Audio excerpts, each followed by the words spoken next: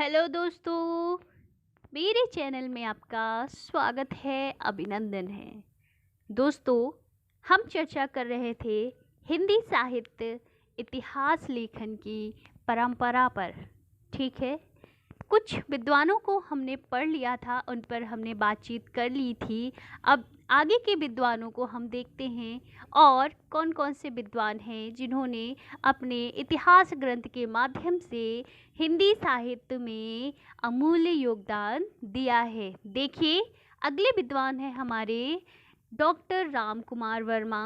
पिछली दूसरे भाग में हमने रामचंद्र शुक्ल तक पढ़ा था। अब उसके आगे हैं डॉक्टर राम कुमार वर्मा जी।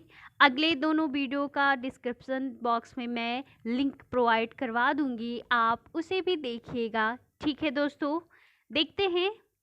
देखिए, इनके ग्रंथ का नाम है हिंदी साहित्य का आलोचनात्मक इतिहास, जो कि इन्होंने 1938 ईस्वी में लिखा है। ठीक है, तो डॉक्टर राम कुमार वर्मा के इतिहास ग्रंथ का नाम है हिंदी साहित्य का आलोचनात्मक इतिहास, 1938 ईस्वी में।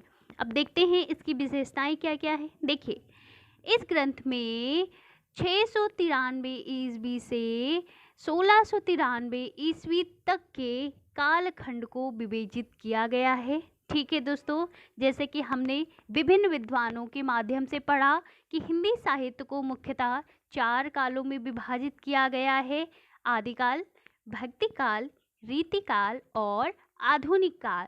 डॉक्टर राम कुमार वर्मा जो शुरुआत करते हैं आदिकाल की शुरुआत इन्होंने 693 ईस्वी से किया है, और आधुनिक काल जो कि शुरू होता है 1693 ईस्वी से।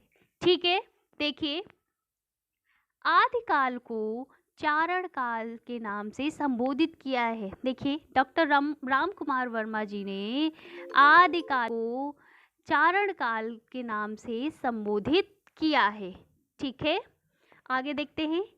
संपूर्ण इतिहास को 7 प्रकरणों में विभाजित किया है। जो इनका ग्रंथ है उसको 7 प्रकरणों में विभाजित किया है इन्होंने। ठीक है, आगे देखते हैं।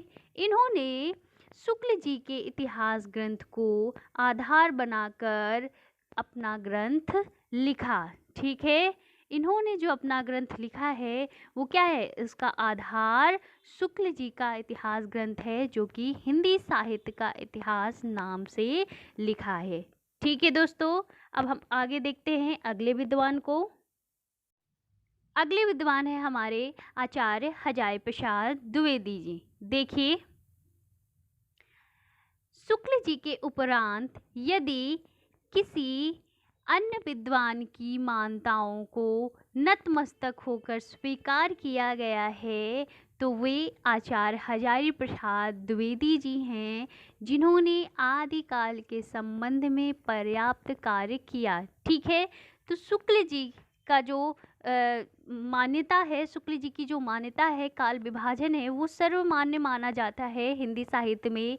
लेकिन उनके उपरांत जो भी विद्वान हैं वो हैं आचार्य हजारी प्रसाद द्विवेदी, जिनके विचारों को हिंदी साहित्य में मान्यता दी जाती है। ठीक है, अब हिंदी साहित्य के संदर्भ में उन्होंने उनकी जो पुस्तकें हैं वो 3 हैं। देखिए कौन कौन सी। हिंदी साहित्य की भूमिका, ठीक है, हिंदी साहित्य उद्भव और विकास, हिंदी साहित्य का आदिकाल। ठीक है, ये उनके 3 ग्रंथ हैं। इनका सन भी आप लिख लीजिए। देखिए, हिंदी साहित्य की भूमिका इन्होंने 1940 में लिखा। ठीक है, हिंदी साहित्य उद्भव और विकास 1952 में, और हिंदी साहित्य का आदिकाल 1952 में। ठीक है, ये पुस्तकों का सन है। अगले जो हमारे विद्वान हैं वो हैं डॉक्टर गणपति चंद्र गुप्त। ठीक है, इनके इतिहास ग्रंथ का नाम है हिंदी साहित्य का वैज्ञानिक इतिहास, जो कि इन्होंने 1965 ईस्वी में लिखा है। ठीक है, अब देखते हैं। इन्होंने हिंदी साहित्य को 3 कालों में विभक्त किया है: प्रारंभिक काल, मध्यकाल और आधुनिक काल। ठीक है, आगे देखते हैं। प्रारंभिक काल एवं मध्यकाल के अंतर्गत वे तीन तीन प्रकार के काव्यों की रचना को स्वीकार करते हैं। अब ये देखिए तीन तीन प्रकार कौन कौन से हैं। देखिए पहला है, इन्होंने धर्माश्रित काव्य लिखा, लोकाश्रित काव्य और राज्याश्रित काव्य। ठीक है, ये क्या है, तीन तीन प्रकार हैं। ठीक है, आगे देखते हैं। देखिए अब देखिए जो धर्माश्रित काव्य के अंतर्गत वे 5 काव्य परंपराओं के अस्तित्व को स्वीकार करते हैं, वो कौन कौन से हैं।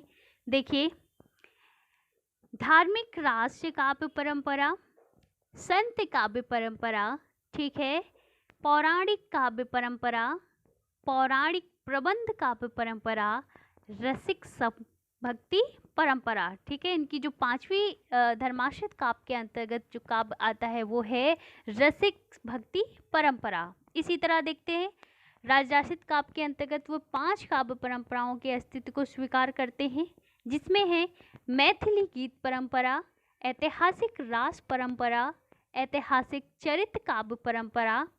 ठीक है, आगे देखिए ऐतिहासिक मुक्तक परंपरा और शास्त्रीय मुक्तक परंपरा। ठीक है, ये राजराशित काव्य के अंतर्गत 5 काव्य परंपराएं हैं। ठीक है, आगे देखते हैं।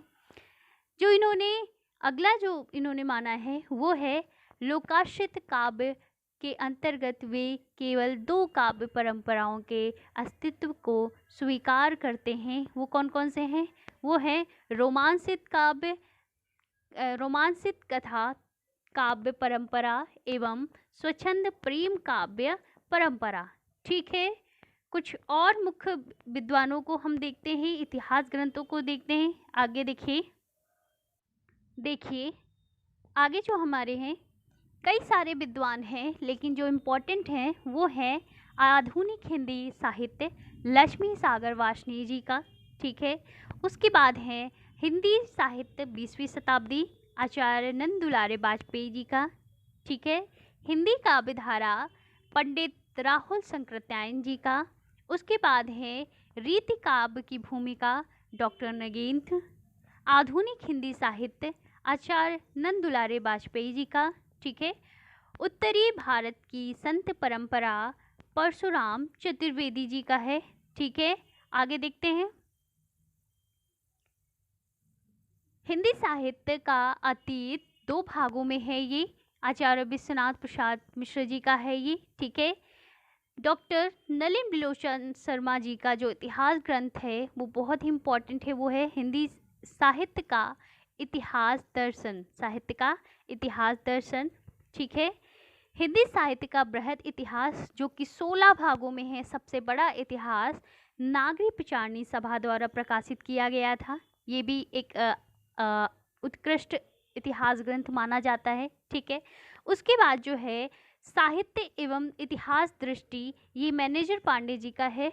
उसके बाद है हिंदी साहित्य का सरल इतिहास, जिनको हिंदी बेसिक लेवल से पढ़नी है वो हिंदी साहित्य का सरल इतिहास ग्रंथ से स्टार्टिंग कर सकते हैं, विश्वनाथ त्रिपाठी जी का है। ठीक है, उसके बाद हिंदी साहित्य और संवेदना का विकास डॉक्टर रामस्वरूप चतुर्वेदी जी का है। इसमें आचार्य शुक्ल जी और आचार्य हजारी प्रसाद द्विवेदी जी की तुलनात्मक दृष्टि पर प्रकाश डाला गया है।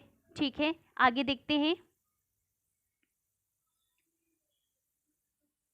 देखिए इसके बाद आप हिंदी साहित्य का नया इतिहास जो कि डॉक्टर बच्चन सिंह का है, इनका दूसरा जो ग्रंथ है हिंदी साहित्य का दूसरा इतिहास बच्चन सिंह का, ये दोनों ग्रंथ बहुत ही इम्पोर्टेंट है। ठीक है, हिंदी साहित्य का आधा इतिहास सुमन राजे जी का है। ठीक है, आप इसे भी अगर पढ़ना चाहते हैं तो इसे भी पढ़ सकते हैं, इसमें भी जो भी सामग्री है बहुत अच्छी दी गई है। ठीक है, उसके बाद है हिंदी साहित्य का विवेचन परक इतिहास मोहन अवस्थी जी का है। ठीक है,